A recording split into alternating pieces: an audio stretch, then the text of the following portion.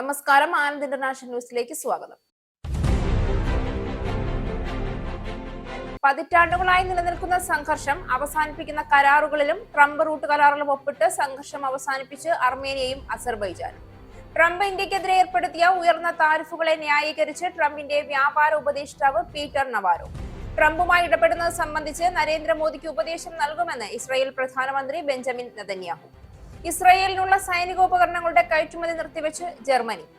അന്താരാഷ്ട്ര വിദ്യാർത്ഥികളിൽ നിന്നും ലഭിപ്പിരിക്കാനുള്ള തീരുമാനത്തിനെതിരെ ഇംഗ്ലണ്ടിലെ യൂണിവേഴ്സിറ്റികൾ. യുഎസിനെ ഒഴിവാക്കി യൂറോപ്പിലേക്ക് ചരക്കെത്തിക്കാൻ ഐമക് ഇടനാഴി ഉടൻ യാഥാർത്ഥ്യമാകും. യൂറോപ്പിലെ സമാധാന അന്തരീക്ഷം ഒരുക്കാനുള്ള ഉച്ചകോടിക്കൊരുങ്ങി അലാസ്ക.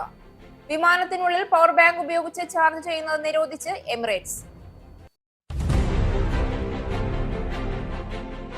വാർത്തകൾ വിശദമായി. പതിറ്റാണ്ടുകളായി നിലനിൽക്കുന്ന സംഘർഷം അവസാനിപ്പിക്കുന്ന കരാറുകളിലും ട്രംപ് റൂട്ട് കരാറിലും ഒപ്പിട്ട് സംഘർഷം അവസാനിപ്പിച്ച് അർമേനിയയും അസർബൈജാനും. വെള്ളിയാഴ്ച അമേരിക്കയുടെ മധ്യസ്ഥതയിൽ വൈറ്റ് ഹൌസിൽ വെച്ച് അർമേനിയയുടെയും അസർബൈജാന്റെയും നേതാക്കൾ സമാധാന കരാറിൽ ഒപ്പുവെച്ചു. സമാധാനം ഉറപ്പുവരുത്തിക്കൊണ്ട് രണ്ട് രാജ്യങ്ങളും പരസ്പരം കരാറുകളിലും യുഎസുമായുള്ള കരാറിലും ഒപ്പുവെച്ചു. ഇരു രാജ്യങ്ങൾ തമ്മിലുള്ള പ്രധാന ഗതാഗത പാതകൾ വീണ്ടും തുറക്കുകയും മേഖലയിൽ റഷ്യയുടെ സ്വാധീനം കുറയ്ക്കാനുള്ള പരസ്പര ശ്രമങ്ങൾ തുടരുകയും ചെയ്യുമെന്ന ഉറപ്പിലാണ് അമേരിക്കയുടെ മധ്യസ്ഥത. അന്താരാഷ്ട്ര സമാധാനത്തിനും സമൃദ്ധിക്കും വേണ്ടിയുള്ള ട്രംപ് റൂട്ട് എന്ന് പേരിടുന്ന ഒരു പ്രധാന ഗതാഗത ഇടനാഴി സൃഷ്ടിക്കുന്ന ഒരു കരാറും ഈ കരാറിൽ ഉൾപ്പെടുന്നുവെന്ന് വൈറ്റ് ഹൌസ് പറഞ്ഞു. യുഎൻ പ്രസിഡന്റ് ഡൊണാൾഡ് ട്രംപ് ഇന്ത്യക്കെതിരെ ഏർപ്പെടുത്തിയ ഉയർന്ന താരിഫുകളെ ന്യായീകരിച്ച് ട്രംപിന്റെ വ്യാപാര ഉപദേഷ്ടാവ് പീറ്റർ നവാരോ റഷ്യയിൽ നിന്ന് എണ്ണ വാങ്ങാൻ ഇന്ത്യ US ഡോളറാണ് ഉപയോഗിക്കുന്നതെന്നും ഈ ഡോളർ ഉപയോഗിച്ച് റഷ്യ യുക്രൈനുകാരെ കൊല്ലാനുള്ള ആയുധങ്ങൾക്ക് പണം കണ്ടെത്തുന്നു എന്നുമാണ് നവാരോയുടെ പ്രധാന ആരോപണം. വ്യാഴാഴ്ചയാണ് നവാരോ ഇന്ത്യക്കെതിരെ രൂക്ഷമായ വിമർശനങ്ങൾ ഉന്നയിച്ചത്. താരിഫ് യുദ്ധത്തിൽ ട്രംപിനെ പിന്തുണയ്ക്കുന്ന പ്രധാനികളിൽ ഒരാളാണ് Peter Navarro. American president Donald ട്രംപുമായി ഇടപെടുന്നത് സംബന്ധിച്ച് നരേന്ദ്രമോദിക്ക് ഉപദേശം നൽകുമെന്ന് ഇസ്രായേൽ പ്രധാനമന്ത്രി ബെഞ്ചമിൻ നെതന്യാഹു. ഇന്ത്യൻ ഉൽപ്പന്നങ്ങളുടെ കയറ്റുമതിക്ക് മേൽ അമേരിക്ക 50% തീരുവ ഏർപ്പെടുത്തിയ പശ്ചാത്തലത്തിലായിരുന്നു ബെഞ്ചമിൻ നെതന്യാഹുവിന്റെ പ്രതികരണം. ഇസ്രായേലിനുള്ള സൈനികോപകരണങ്ങളുടെ കയറ്റുമതി നിർത്തിവെച്ച് ജർമ്മനി. ഇസ്രായേലിനുള്ള ശക്തമായ പിന്തുണയിൽ ഗണ്യമായ മാറ്റം വന്നതായാണ് ജർമ്മൻ ചാൻസലർ ഫ്രെഡറിക് മെർസ് നൽകുന്ന സൂചന. ഗാസ നഗരത്തിന്റെ നിയന്ത്രണം ഏറ്റെടുക്കാനുള്ള ഇസ്രായേലിന്റെ പദ്ധതികളെ അന്താരാഷ്ട്ര പങ്കാളികൾ അപലപിച്ചതിനാൽ ഗസയിൽ ഉപയോഗിക്കാൻ കഴിയുന്ന ആയുധങ്ങൾ ഇസ്രായേലിനു നൽകില്ല എന്നാണ് ഫ്രെഡറിക് മെർസിന്റെ നിലപാട്. ഗസയിലെ ഇസ്രായേലിന്റെ നീക്കങ്ങളെ പരസ്യമായി വിമർശിച്ചിട്ടും നയങ്ങളിൽ വ്യക്തമായ മാറ്റങ്ങൾ ഉണ്ടാകാത്തതിനെ തുടർന്ന് ഫ്രെഡറിക് മെർസ് കടുത്ത വാക്കുകളിൽ ഇസ്രായേലിനെതിരെ വിമർശനം ഉന്നയിക്കുകയായിരുന്നു. പലസ്തീനെ രാഷ്ട്രമായി UK അംഗീകരിക്കുന്നതിന്റെ അർത്ഥം എന്താണെന്ന് തനിക്കറിയില്ല എന്ന് UKയിൽ സന്ദർശനത്തിനെത്തിയ US vice president JD Vance പറഞ്ഞു. സെപ്റ്റംബറിൽ പലസ്തീൻ സംസ്ഥാനത്തെ അംഗീകരിക്കുമെന്ന് കഴിഞ്ഞ ആഴ്ച പ്രഖ്യാപിച്ച കെയർ സ്റ്റാർമറെ പ്രസിഡന്റ് ഡൊണാൾഡ് ട്രംപ് പിന്തുടരില്ല എന്നും അദ്ദേഹം പറഞ്ഞു. ഗാസ നയത്തെക്കുറിച്ച് USനും UKക്കും ഇടയിൽ ചില അഭിപ്രായ വ്യത്യാസങ്ങൾ ഉണ്ടെന്ന് ഇംഗ്ലണ്ടിൽ കുടുംബമായ അവധിക്കാലം ആഘോഷിക്കുന്ന വാൻസ് സമ്മതിച്ചു. വിദേശകാര്യ സെക്രട്ടറിയുടെ ഗ്രേസ് ആൻഡ് ഫേവർ വസതിയായ ചെവനിങ്ങിൽ പ്രധാനമായും ഒരു സാമൂഹിക സന്ദർശനത്തിന്റെ തുടക്കത്തിൽ ഡേവിഡ് ലാമയ്ക്കൊപ്പം ഒരു ഹ്രസ്വ പത്രസമ്മേളനത്തിൽ സംസാരിക്കുകയായിരുന്നു വാൻസ്. അന്താരാഷ്ട്ര വിദ്യാർത്ഥികളിൽ നിന്നും ലവി പിരിക്കാനുള്ള തീരുമാനത്തിനെതിരെ ഇംഗ്ലണ്ടിലെ യൂണിവേഴ്സിറ്റികൾ. പദ്ധതിയുമായി മുന്നോട്ട് പോയാൽ ഇംഗ്ലണ്ടിലെ യൂണിവേഴ്സിറ്റികൾ നഷ്ടമാകുമെന്ന മുന്നറിയിപ്പുമായി മുൻനിര സ്ഥാപനങ്ങളുടെ VCമാർ രംഗത്തെത്തി. അന്താരാഷ്ട്ര വിദ്യാർത്ഥികളുടെ ഫീസിൽ നിന്നും ലവി ഈടാക്കാനുള്ള ഗവൺമെന്റ് പദ്ധതിയുമായി മുന്നോട്ട് പോയാൽ വർഷത്തിൽ 600 മില്യൺ പൗണ്ടിലേറെ നഷ്ടം വരുത്തുമെന്നാണ് പഠനം കണ്ടെത്തിയത്. University college London, university of Manchester ഉൾപ്പെടെ പ്രമുഖ യൂണിവേഴ്സിറ്റികളുടെ വരുമാനത്തിൽ ആഘാതം സൃഷ്ടിക്കുമെന്നാണ് ഹയർ എഡ്യൂക്കേഷൻ പോളിസി ഇൻസ്റ്റിറ്റ്യൂട്ടിന്റെ കണ്ടെത്തൽ. UK ഇതര വിദ്യാർത്ഥികളുടെ വാർഷിക ഫീസ് 10.3 ബില്യൺ പൗണ്ട് വരുമാനമാണ് യൂണിവേഴ്സിറ്റികൾക്ക് നേടിക്കൊടുക്കുന്നത്.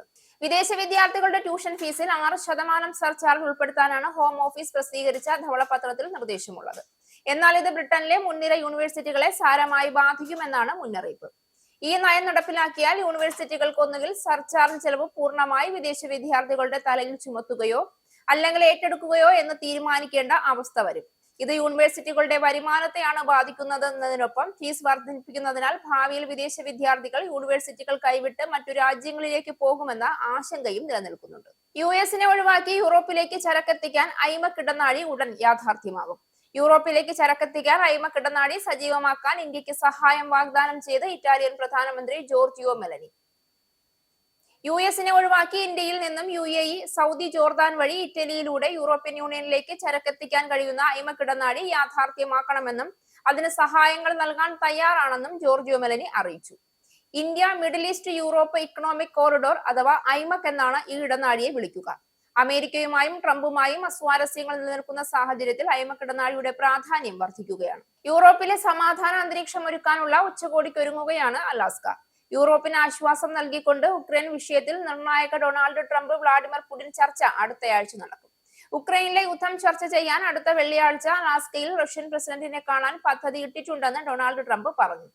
3.5 വർഷത്തെ യുദ്ധം അവസാനിപ്പിക്കാൻ ഒത്തുതീർപ്പെന്നോണം റഷ്യയും ഉക്രൈനും ചില പ്രദേശങ്ങൾ കൈമാറ്റം നടത്തേണ്ടി വരുമെന്ന് അദ്ദേഹം പറഞ്ഞു. റഷ്യൻ സ്റ്റേറ്റ് മീഡിയ ഏജൻസി ടാസ് കൂടിക്കാഴ്ചയുടെ തീയതിയും സ്ഥലവും സ്ഥിരീകരിച്ചു. കൂടിക്കാഴ്ച നേരത്തെ നടത്തേണ്ടതാണെന്നും എന്നാൽ സുരക്ഷാ ക്രമീകരണങ്ങൾ കാരണമാണ് വെള്ളിയാഴ്ച വരെ നീളുന്നതെന്നും വൈറ്റ് ഹൌസിൽ നേരത്തെ ട്രംപ് മാധ്യമപ്രവർത്തകരോട് പറഞ്ഞിരുന്നു. സ്പാനിഷ് റീജിയനായ കോർഡോബയിലെ ചരിത്ര പ്രസിദ്ധമായ പള്ളി കത്തീഡ്രലിൽ വെള്ളിയാഴ്ച തീപിടുത്തമുണ്ടായെങ്കിലും അഗ്നിശമന സേനാംഗങ്ങൾ ഇടപെട്ട് തീ നിയന്ത്രണ വിധേയമാക്കി. തക്ക സമയത്തെ ഇടപെടൽ കാരണം സ്മാരകം സംരക്ഷിക്കപ്പെട്ടുവെന്ന് സ്പാനിഷ് നഗര മേയർ ജോസ് മരിയ ബെല്ലിഡോ കാഡന പറഞ്ഞു. പ്രതിവർഷം 2 ദശലക്ഷം ആളുകൾ സന്ദർശിക്കുന്ന വിനോദസഞ്ചാര കേന്ദ്രത്തിനുള്ളിൽ നിന്ന് തീയും പുകയും ഉയർന്നിരുന്നു. തീ നിയന്ത്രണ വിധേയമാണെന്ന് അഗ്നിശമന സേന നേരത്തെ പറഞ്ഞിരുന്നെങ്കിലും രാത്രി വൈകിയും തീ അണഞ്ഞിട്ടില്ല. UK സമയം രാത്രി 8 മണിയോടെ തീപിടുത്തം റിപ്പോർട്ട് ചെയ്യുകയായിരുന്നു. ഇസ്ലാമിക വാസ്തുവിദ്യയുടെ വിലപ്പെട്ടിടമായി കണക്കാക്കപ്പെടുന്ന ഈ സ്ഥലം 8-ാം നൂറ്റാണ്ടിനും 10-ാം നൂറ്റാണ്ടിനും ഇടയിൽ തെക്കൻ നഗരത്തിലെ അന്നത്തെ മുസ്ലിം ഭരണാധികാരിയും ഉമയ്യദ് രാജവംശത്തിലെ അമീറുമായ അബ്ദുൾ റഹ്മാൻ ഒരു പള്ളിയായി നിർമ്മിച്ചതാണ്. സെന്റർ ലിബറൽ പാർട്ടിയായ സിയുഡാഡാനോസിന്റെ തകർച്ചയ്ക്കും പെട്രോ സാഞ്ചസിന്റെ നേതൃത്വത്തിലുള്ള നിലവിലെ സോഷ്യലിസ്റ്റ് ഗവൺമെന്റിൽ തുടരുന്ന പ്രതിസന്ധികൾക്കുമിടയിൽ യൂറോപ്യൻ യൂണിയൻ കേന്ദ്രമാക്കി പുതിയൊരു ലിബറൽ രാഷ്ട്രീയ പാർട്ടിക്ക് രൂപം നൽകാൻ ഒരുങ്ങി Espana Mejor better Spain party സ്ഥാപകരായ മിറിയം ഗോൺസാലസ് ഡുറാൻഡസ്. മുൻ ബ്രിട്ടീഷ് ഉപപ്രധാനമന്ത്രി നിക് ക്ലർഗിന്റെ മുൻ ഭാര്യയാണ് മിറിയം. അഭിഭാഷകയും മുൻ യൂറോപ്യൻ യൂണിയൻ വിദേശ ഉപദേഷ്ടാവുമായ മിറിയം ഗോൺസാലസ് തന്റെ ജന്മനാടായ സ്പെയിനിൽ ഒരു രാഷ്ട്രീയ അനിശ്ചിതത്വം നിലനിർത്തിയാണ് ഒരു പുതിയ ലിബറൽ പാർട്ടിക്ക് നേതൃത്വം നൽകുന്നതിനെ കുറിച്ച് ആലോചിക്കുന്നത്. സ്പെയിനിൽ മാത്രമല്ല യൂറോപ്യൻ യൂണിയനിലും ശക്തമായ ഒരു രാഷ്ട്രീയ പാർട്ടി ആരംഭിക്കുന്നതിനായി ഈ വേനൽക്കാലത്തിന്റെ തുടക്കത്തിൽ യൂറോപ്പിലെ ലിബറൽ പാർട്ടികളുടെ റിന്യൂ ഗ്രൂപ്പിംഗുമായി അവർ ചർച്ചകൾ നടത്തിയിരുന്നു. 2023 പൊതുനയത്തിന്റെ വികസനത്തിൽ പങ്കെടുക്കാൻ സ്പാനിഷ് സിവിൽ സമൂഹത്തെ പ്രോത്സാഹിപ്പിക്കാൻ ലക്ഷ്യമിടുന്ന ലാഭേച്ഛയില്ലാത്ത രാഷ്ട്രീയ സംഘടനയായി അവർ സ്ഥാപിച്ചു. UK-യിൽ കേംബ്രിഡ്ജിന് സമീപം ഹാവർ ഹില്ലിൽ ആരംഭിക്കുന്ന കേരള കൾച്ചറൽ അസോസിയേഷന്റെ ഉദ്ഘാടനം ഈ മാസം 15-ന് നടക്കും. പ്രസിഡന്റ് അൽഫോൺസ് സെബാസ്റ്റ്യന്റെ അധ്യക്ഷതയിൽ സ്റ്റീപ്പിൾ ബംസ്റ്റഡ് വില്ലേജ് ഹാളിൽ നടക്കുന്ന സമ്മേളനം RCN പ്രസിഡന്റ് ബിജോയ് സെബാസ്റ്റ്യൻ ഉദ്ഘാടനം ചെയ്യും. Haverhill town council mayor Queen Cox മുഖ്യാതിഥിയാകും. സമ്മേളനത്തിൽ യുക്മ ജോയിന്റ് സെക്രട്ടറി സണ്ണി മോൻ മത്തായി, പ്രശസ്ത ഷെഫ് ജോമോൻ, യുവ എഴുത്തുകാരിയും അവാർഡ് ജേതാവുമായ Aishwarya Kamala, CKCA president Robin Kuriakose, Cambridge Malayali association president Sinoy Thomas, Jacob Varghese, programme committee convener Pradeep Mathew എന്നിവർ പങ്കെടുക്കും. വൈകുന്നേരം 6 മണി മുതൽ ഹാവർ ഹിൽ മലയാളി കമ്മ്യൂണിറ്റിയിലെ അംഗങ്ങൾ അവതരിപ്പിക്കുന്ന കലാരാവും തുടർന്ന് സംഗീത നൃത്ത വിരുന്നും അരങ്ങേറും.